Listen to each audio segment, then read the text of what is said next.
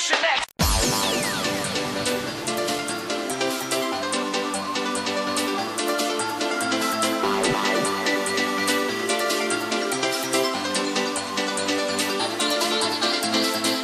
Yeah, this is DJ NEE from Australia for Glow Kids Generation X radio show. Nu-Rave Radio. It's time to go back to the future.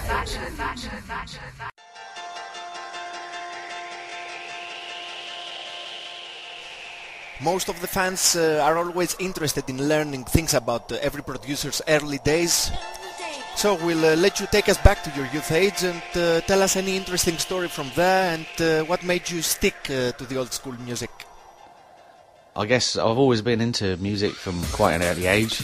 I remember looking through my mum and dad's record collection when I was quite young. I couldn't have been much more than 6 or 7, and my absolute favourite record from back then, and the first record I properly listened to, was Mike Oldfield's Tubular Bells, the original one.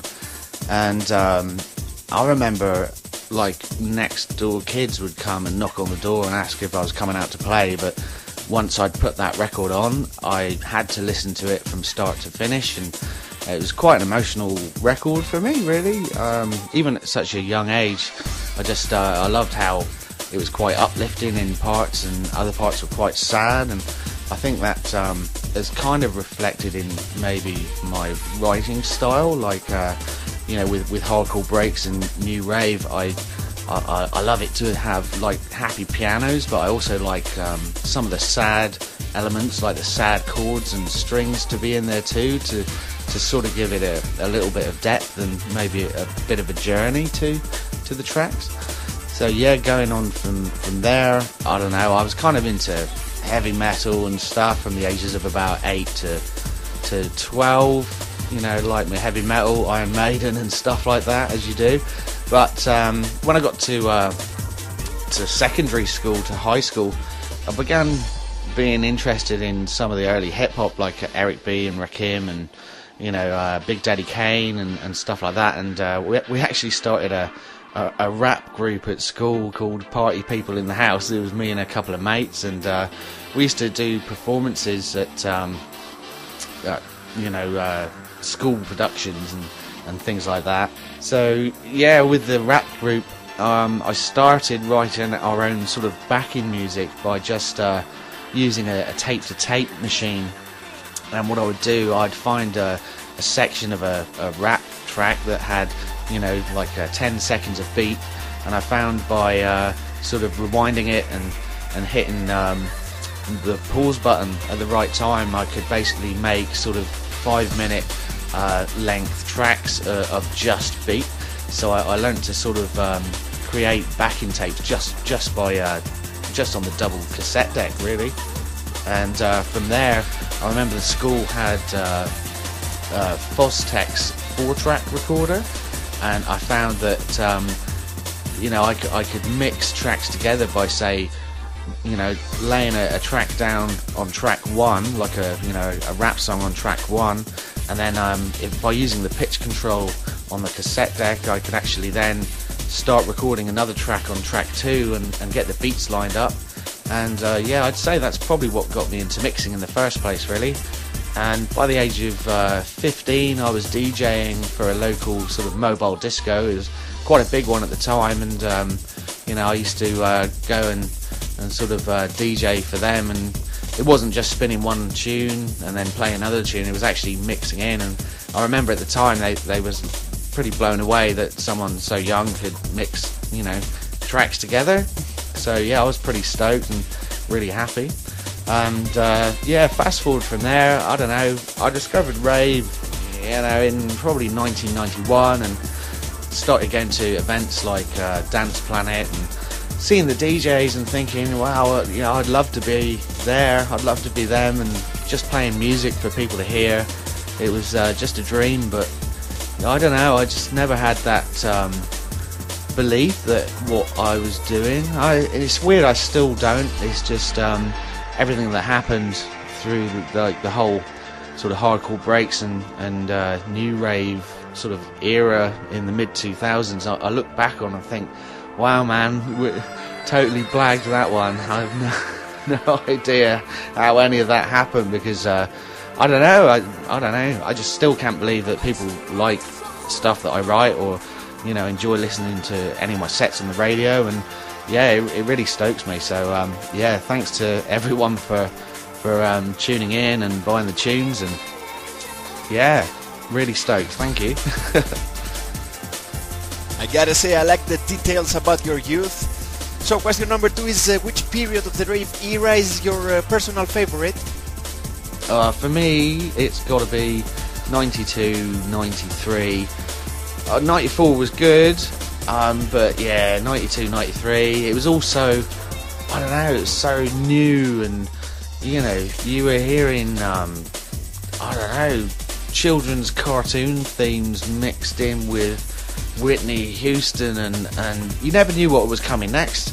I wouldn't say like dance music these days has got predictable, but back then, wow, you just never knew what you were going to hear. You just, you were always trying to find that new sound, and the producers of the time weren't failing to deliver at all. It was just so new and unpredictable. Yeah, love it. So 92, 93. If I had to pick a year out of those 2 years, it's really tough, because 92, you've got all your sort of piano-y tunes and that, and 93 you got your stuff, genius stuff like, I don't know, DJ Crystal, and Booking was just starting to come out with some real mad sounds. So I don't know, it's a tough call out of those two. I don't know, I suppose just for memory's sake, I'd probably say 92 has got to be my favourite rave era. Okay, 1992 is your best rave era. Let's see now what are your top 5 tunes ever, and a few words for each one. Okay, right, this is a real tough question to try and pin it down to just 5 tunes. So I'm going to break the rules a bit. I'm going to split it down into old school and sort of hardcore breaks and new rave. So yeah, my top 5, if I had to pick from like old school, it's definitely got to be Radio Babylon by Radio Babylon, because it just blew me away when I first heard it. I'd heard nothing like it.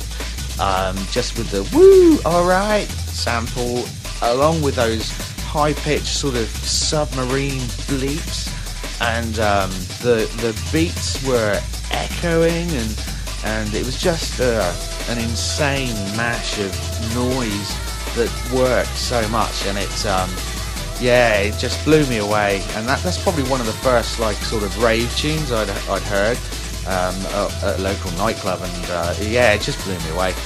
Second, got to be DJ Crystal, Warp Drive.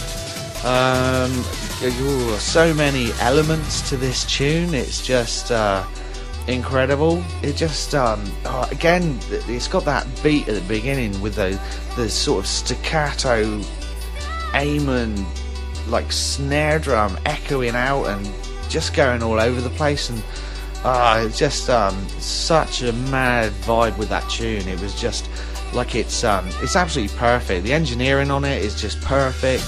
It's tight, everything's tight on it. It's just amazing tune, really good tune. Number 3, got to be Ace and Obsessed. Just those tinkly sort of bell kind of things at the beginning with the vocal. Just everything works on that, and the bass line, just a brilliant tune. Number 4, good old Dance Conspiracy Dub War. The saxophone, yeah, I hear that sax and I just go to pieces. It's amazing, really good tune. Again, really tight production on that one as well. Number 5, probably quite an unknown one actually, but Ian Clifton, a track called Cosmic Twist. Just from start to finish, it doesn't really do a lot, but what it does do is just incredible. It's just, the bass line is just 4 notes pretty much all the way through.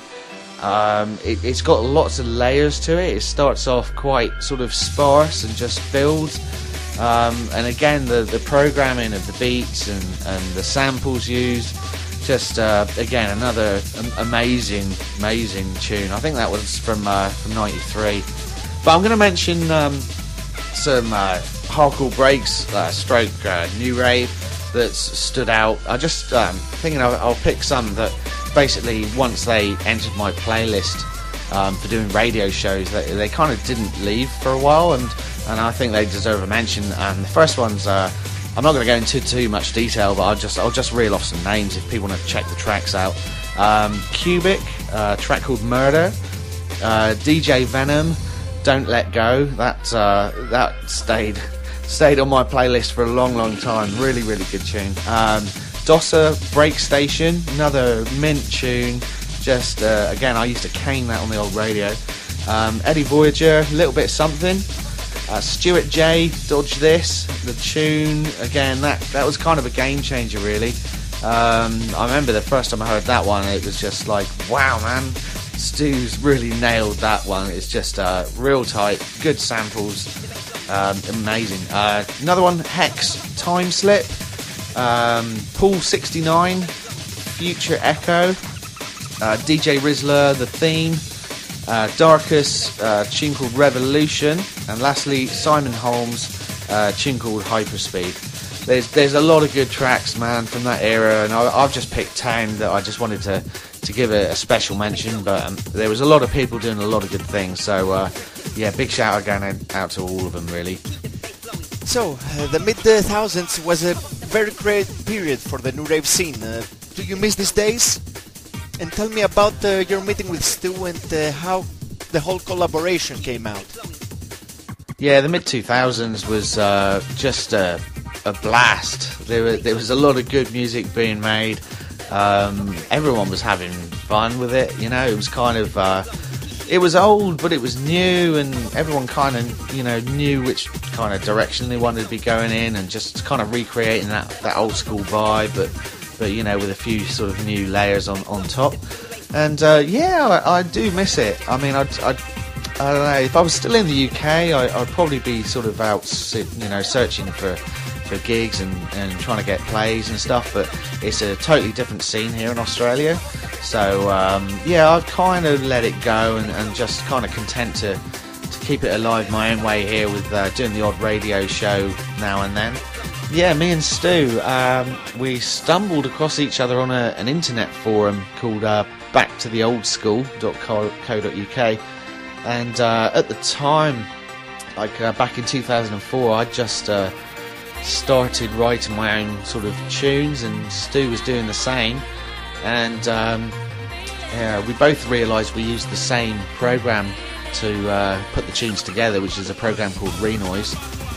And yeah, I had a PM from Stu on the forum just saying, oh, you know, how about doing a collaboration at some point? And it was like, wow, yeah, that could really work, because I'd heard a few of his tunes, and it kind of there was a similarity in writing styles, but you know, it wasn't exactly the same, but there was similarities there, and it was like, wow, yeah, I think it could probably work out. So so yeah, after a couple of weeks, Stu sent me down a tune that he was working on, and I tweaked a few things, maybe added a few bits of piano or whatnot, and strings, and yeah, before we knew it, we had our first tune together. So that's basically how the whole thing came together, just through the internet. Okay, so some years ago you had a hardcore label along with Stu called Enormous Mouse Records. Tell me about the spirit and the highlights of this label, and if there's any chance for any future release. Yeah, Enormous Mouse Records basically came about because me and Stu, when we started writing, we were just writing loads. It was just every day, you know. We had a lot of tunes put together in quite a short space of time, and back then, in sort of like, you know, late 2004, early 2005, there wasn't a huge amount of sort of hardcore breaks or new rave labels around, so it was like, well, we could always start our own. And so yeah, it was Enormous Mouse Records was born, and the actual name Enormous Mouse Records, little bit of a story with it, but basically I play guitar in bands, and I remember one band I was in, we were looking for a band name, and it's always hard to try and get a good name for a band or a label or anything. And I said to the guys, I said, well, in my opinion, like you want a name that sounds cool if John Peel said it off Radio 1. I said, something like, and that was Enormous Mouse with their track so and so, and it was just a little comment. I thought, yeah, Enormous Mouse, that kind of is a bit of a contradiction, like, this enormous mouse, like something so tiny being so big, and it always stuck in my head. So when we needed a name for the label, it was just like, man, it's got to be Enormous Mouse Records. It's just, I don't know, has to be used at some point in my life. So luckily Stu went along with it, and Enormous Mouse Records was born. So we had, wow, in all we had 8 releases in total, and the weird thing is, basically it wasn't until Enormous Mouse release number 3 that me and Stu actually met each other, because he was living in Kent and I was down in Cornwall, and we'd spoke on the phone loads of times, but it wasn't until we got a DJ booking at the same event in London that we actually finally got to meet, and I think it was something like a year and a half after we started the label. So it was quite weird, because I'd seen his photo and he'd seen my photo, but you don't actually know what the person's like, and luckily, we we met for the first time, and luckily we actually got on, which was good. So as for any more releases, I'm not sure. Like we've dabbled, we've written a few bits and pieces, or we've started writing, but being out here in Australia now, because Stu lives over in Perth and I'm over here in Melbourne, which is it's quite far away when you're in Australia, and there's not really an outlet here for that kind of music. So I don't know, never say never, but it might happen, it might not, I can't promise. Okay, tell me now please about your personal future plans, releases, or DJing. Yeah, like I say, never say never on the old releases. I've been dabbling with a few new tunes as a solo, just as NEE. Just dabbling though. It's been a few bits I've done for radio shows, just to have something a bit new to play. But saying that, I've been getting good feedback on them. Plus, currently I've kind of included my passion for sort of post-rock, sort of guitar-based, like really drawn-out tracks, and that's the thing, because I'm not playing out in clubs currently. I haven't got to put the actual music into any kind of formula, because usually, I don't know, you've got, say, you'll have a minute of intro and then a breakdown, and then a couple of minutes of piano and vocals and synths and stuff, and then a breakdown, and I don't know, it's kind of a way that me and Stu used to write, just to be able to get the track sort of playable, if you know what I mean. But now that I'm not writing for the dance floor kind of thing, I've found that I've got no problem in making a 10-minute track with like a 4-minute breakdown in the middle, and it's been good fun. I like to sort of experiment with stuff, and like I say, because I'm just playing it on the radio where people are just kind of listening to it, as opposed to people dancing on a dance floor to it. I just found it's been really interesting to kind of put some different elements in there. But not saying I don't think they'll ever be released. I don't think there's a market for it, but it's kind of been nice to just write stuff that I'd like to hear, as opposed to what you might think people might dance to, if that makes sense. So never say never. There might be another DJ NEE release, but we'll have to wait and see on that one. Nice one. So, how do you see the new school, new rave movement at the moment, and what's your opinion about the future jungle scene? And if there are any artists or labels that have already drawn your attention? Yeah, it's a difficult one, because I don't really get as much time as I used to follow the whole thing.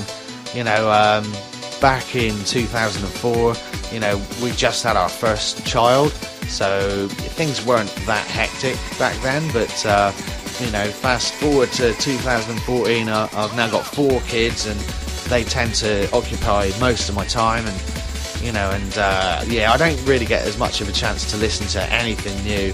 Like my head's pretty much stuck back in sort of the 2004 to 2008 era when it comes to you know, sort of the new school or new rave or hardcore breaks sort of stuff. But I've heard a couple of the Future Jungle bits, and yeah, there's been a couple of bits that I've heard and liked. So yeah, it sounds all good. It's nice to see that people are still pushing, you know, that kind of sound. So yeah, good luck to everyone. But yeah, I'm afraid at the moment I'm just too tied up to be able to sort of pinpoint labels and producers, etc.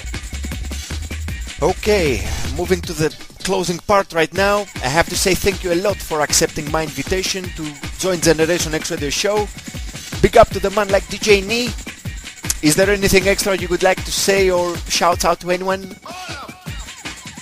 Yeah, there's loads of people I'd like to give a shout out to. Far too many than I can go into detail here. I'd just be speaking for like the next 10 minutes. But basically to anyone who's ever tuned in to any of my radio shows or bought any of our Enormous Mouse tunes with Stu and NEE, anyone who's played our stuff on radio or given us a gig, just thanks so much. Obviously I'd like to thank my family, especially Amber. She's amazing. You know, she's always been really supportive of what I do, and obviously my 4 kids, Tom, Maddie, Charlie and Ollie, who I adore.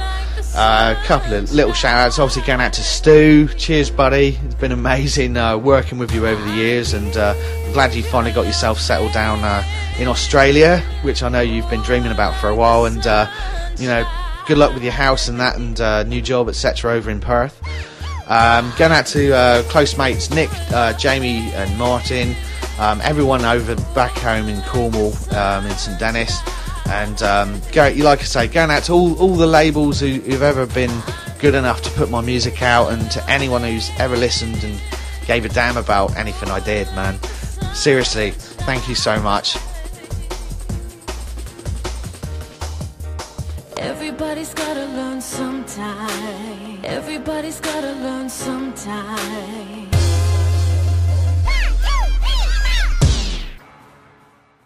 Generation X. Okay guys, I'd like to thank again DJ NEE for joining my show. I am really happy and honored. Big ups, and I hope, like everyone else does, to see a future release from him as soon as possible. Nu-Rave movement needs him always active and rolling. So really enjoyed the whole show tonight, guys. Big ups to the followers and every true spirit who felt this 2-hour journey. I think we need the closing tune now, as it deserves. So what do you think? Huh? Who says one more? Who says one more? No man, I can't hear you. Who says one more? Somebody go woo!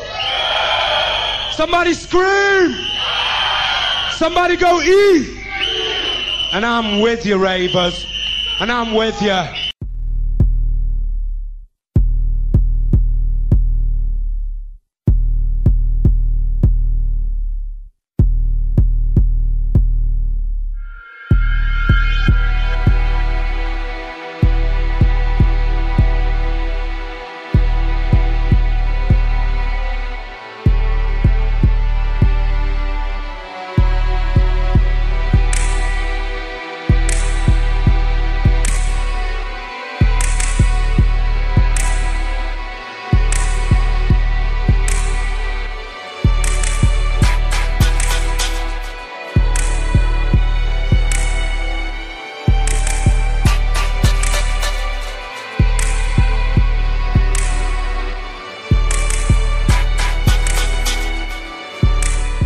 So guys, that's it.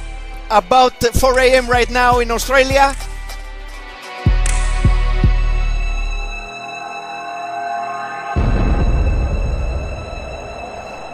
This is the closing tune for tonight's special show. You look like you're in another world, but I can read your mind. It's 4 o'clock in the morning and it's time to know. When I go away, I miss you, and I will be thinking of you every night.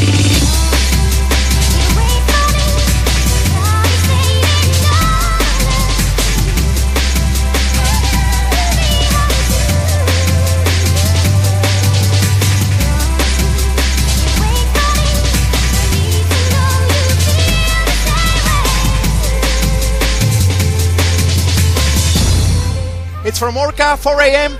DJ NEE's Spain VIP mix.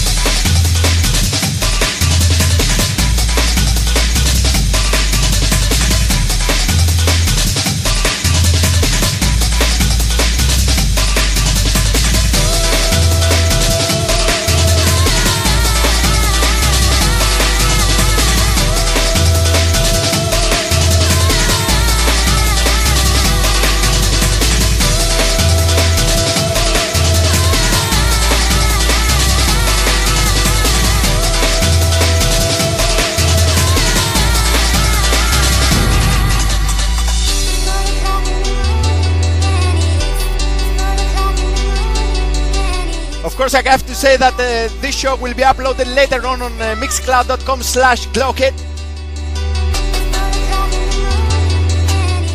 and you may find it on YouTube, on DJ NEE's YouTube channel.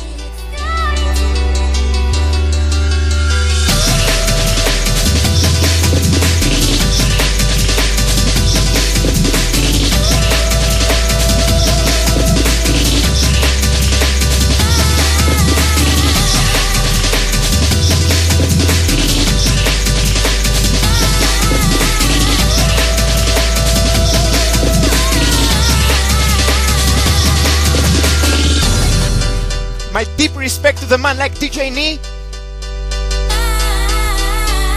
Every true Nu-Raver loves him and he knows it very well. You look like you're in another world, but I can read your mind. It's 4 o'clock Big ups to every listeners out there. and it's starting to get light. Now I'm right where I wanna be, losing track of time. But I wish that it was still. So guys, see you next Thursday, same glow place, same glow time on Nu-Rave Radio.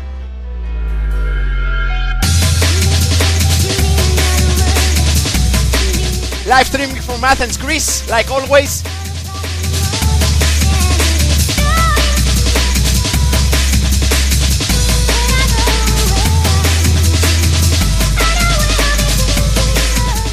Just wear a glow smile and get set for a 2-hour hyperdose of Nu-Rave and Glow Panic. This is Generation X Radio Show.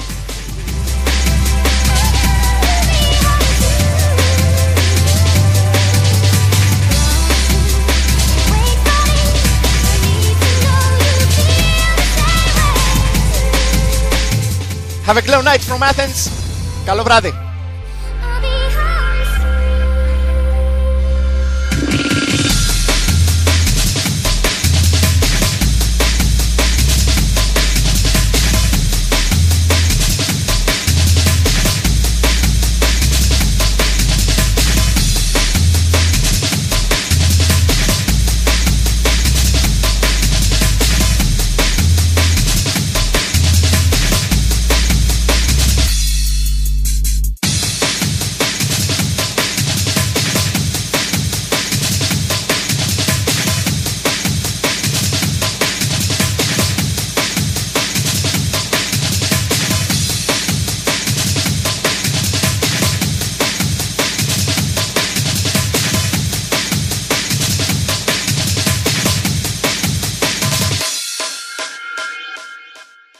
Generation X. Generation X.